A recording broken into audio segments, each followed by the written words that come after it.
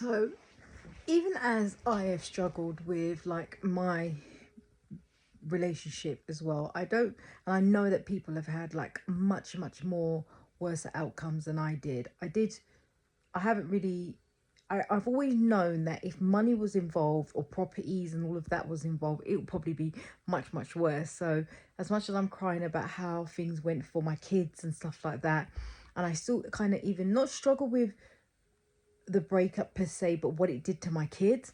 I always knew there was a part of me that was like, I'm lucky that money and big amounts of money wasn't involved. Now, I've heard some good things about this book, and I just thought I'd give it a try. Now, it starts off slow, but I do think it's good to kind of listen to it from that point of view because it kind of gets you into her world a bit.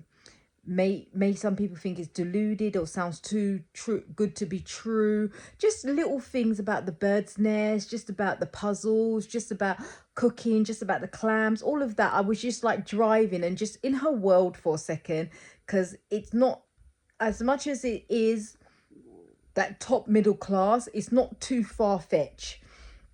Anyway, I'm on part 2 now. And then when she spoke about the money expenses, I was like, okay, we can start seeing the selfishness. Like, yes, he was frugal, but when it came to himself, he wasn't. And then she's gone back on herself she's kind of took us to the past, bring us in the future, took us to the past again. And right now she's in the present. And I'm just waiting for the rest. As it stands now, I do recommend the book. I'm actually excited. And especially because I know that just from the sales of this book, this woman's going to be okay. But imagine if you didn't have that creativity and you don't have that outlet. I don't know what's happened. So I can't even say, did she lose everything? Did this? Because all I kept saying to myself, he said you can keep the house. He said you can keep the house. But at the same time, how's she going to fund this house? Like, this house is going to need maintenance.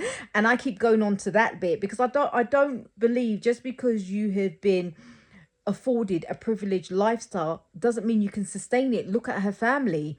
But, yeah, bit by bit. Tell me what you think of it.